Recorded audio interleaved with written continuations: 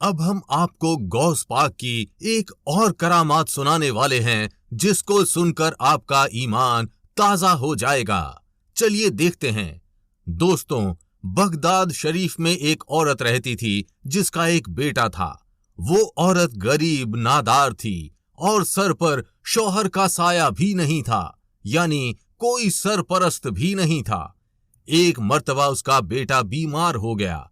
जब वो बीमार हुआ तो उसने यही सोचा कि उस वक्त के जो वली हैं, अल्लाह के नेक बंदे हैं, बुजुर्ग हैं, उनके पास जाकर मैं दुआ करती हूं ताकि मेरा बच्चा ठीक हो जाए।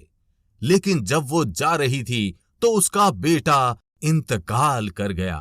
किसी ने उसे बताया कि यहां पर बहुत पहुंचे हुए वली हैं, तुम उनके पास चली जाओ।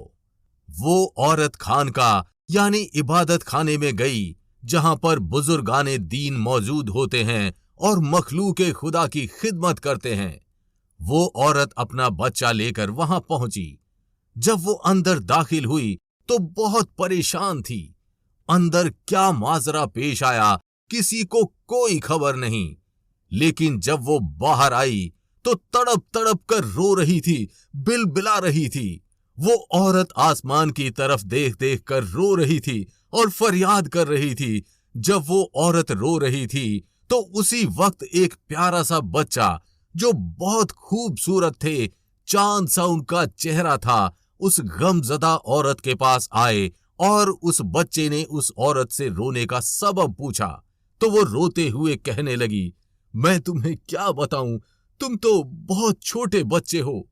लेकिन क्योंकि उन बच्चे के लहजे में ऐसी तासीर थी कि वो औरत ये बात कहने लगी, मुझे लगता है तुम्हें बताकर मेरी परेशानी कुछ तो कम हो जाएगी, लेकिन अब मेरा रोना कभी खत्म ना होगा, क्योंकि मेरी जिंदगी का सहारा अब नहीं रहा। उन प्यारे से बच्चे ने फिर से पूछा, बताइए तो, आखिर क्या हुआ है? उसने कहा, ये मेरा बेटा है, मेरे शौहर की निशानी है। जब मेरे शौहर का इंतकाल हुआ तो वो अपने बच्चे को देख नहीं सका। जब ये पैदा हुआ तो मैंने इसको बड़ी चाहत से पाला पोसा। ये मेरे शौहर की आखिरी निशानी है, लेकिन मुझे नहीं पता था कि मेरा ये बच्चा इतनी जल्दी दुनिया से चला जाएगा। इन बुजुर्ग की विलायत की हर तरफ धूम है और इनकी निगाहे करम से बहुत कुछ हो सकता है।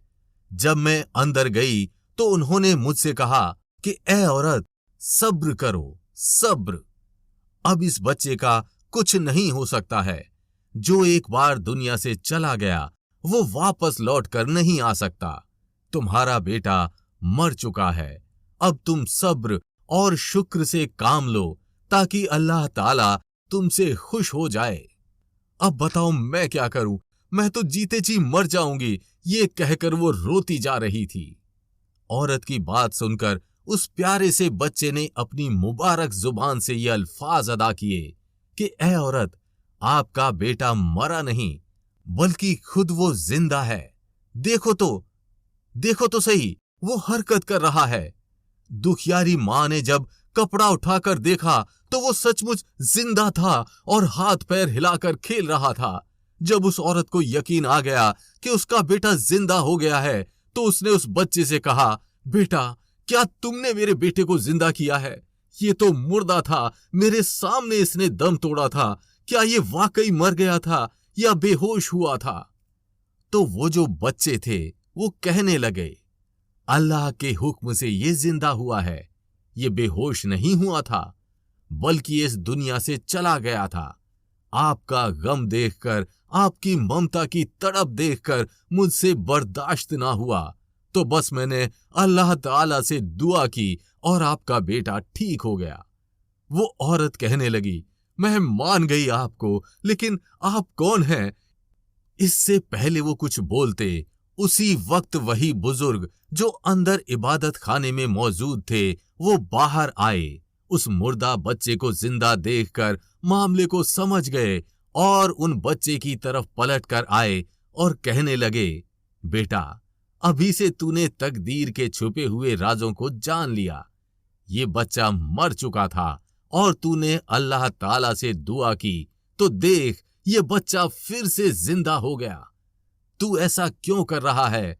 लोग तो हरगिज इस बात को नहीं मानेंगे। तू क्यों अभी से अपने जलवे दिखा रहा है?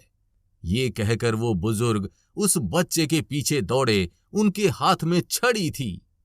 वो मारते तो नहीं, बस डराने के लिए बुजुर्ग जिस तरह बच्चों के पीछे दौड़ते हैं उसी तरह वो उसके पीछे दौड़ने लगे। वो भी तेज तेज वहां से भागते हुए आगे जा रहे थे। आगे बहुत बड़ा सा कब्रिस्तान था जहां पर बेशुमार कब्रें थी। उन कब्रों के बीच से गुजरते हुए वो बच्चे कहने लग गए, ए कब्र वालों, ए कब्र वालों, बचाओ, देखो नाना जान जलाल में आ रहे हैं। बुजुर्ग ये बात सुनकर अचानक सकते में आ गए और रुक गए। वो चुप थे, उन बच्चों को देख रहे थे जिनके कहने पर कब्रिस्तान से 300 मुर्दे उठकर अपनी कब्रों को फाड़कर उठ खड़े हुए।